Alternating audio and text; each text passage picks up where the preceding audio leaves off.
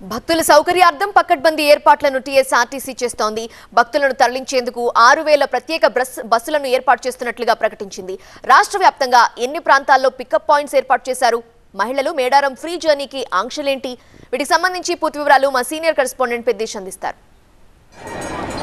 ఈసారి మేడారం మహాజాతరకు 30 లక్షల మంది భక్తులను తరలించడమే లక్ష్యంగా ఆర్టీసీ సన్నద్ధమైంది. 6000 బస్సులతో భక్తులను మేడారం తరలించేందుకు సిద్ధమైపోయారు. సో ఆర్టీసీ పర్యవేక్షణ ఏర్పాటు చేసినటువంటి ఆర్టీసీ ఎండీ సజ్జనగర్ మనతో సార్ చెప్పండి, ఈసారి మేడారం జాతరకు 6000 బస్సులు పెట్టబోతున్నారు. సో ఏ విధంగా ఏర్పాటు చేస్తారు?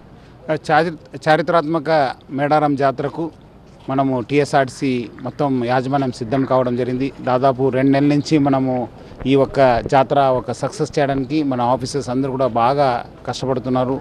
మనము గతం చూస్తే మనము 2020లో దాదాపు 20 లక్షల మంది వచ్చారు. 2022లో కోవిడ్ ఉండడం వల్ల మళ్ళీ 11 లక్షల మంది మన బస్ ద్వారా రావడం జరిగింది. సో ఈసారి కూడా ఎందుకంటే ఇది అంతా మహాలక్ష్మి స్కీమ్ తర్వాత వచ్చే ఈ మొదటి జాతరకు ఎందుకంటే ఎక్కువ మహిళలు వస్తారని చెప్పి మనం అంచనా చేయడం జరుగుతుంది.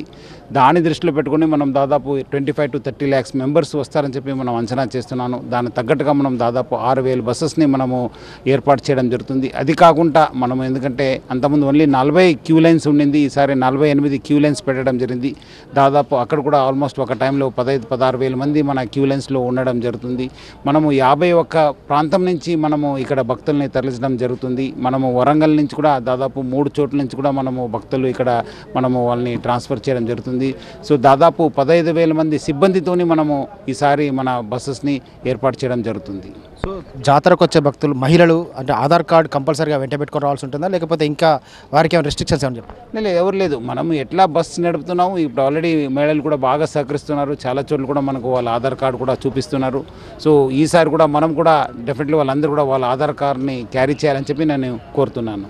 సో ఈ పికపింగ్ పాయింట్స్ అనేవి ఎక్కడెక్కడ పెట్టారు? సో పొరుగు రాష్ట్రాల నుంచి కూడా చాలామంది వస్తుంటారు. వాళ్ళందరినీ ఇక్కడ తరలించడం కోసం వాళ్ళకి ఏమైనా రూట్ మ్యాప్ కావచ్చు, లేకపోతే యాప్స్ ద్వారా ఏమైనా వాళ్ళకు అవగాహన కల్పించే ప్రయత్నాలు చేస్తారు?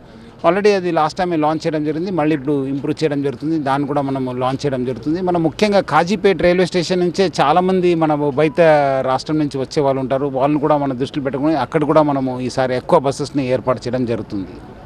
మొత్తం మీద అయితే ఆర్టీసీ పూర్తి స్థాయిలో సిద్ధమైపోయింది.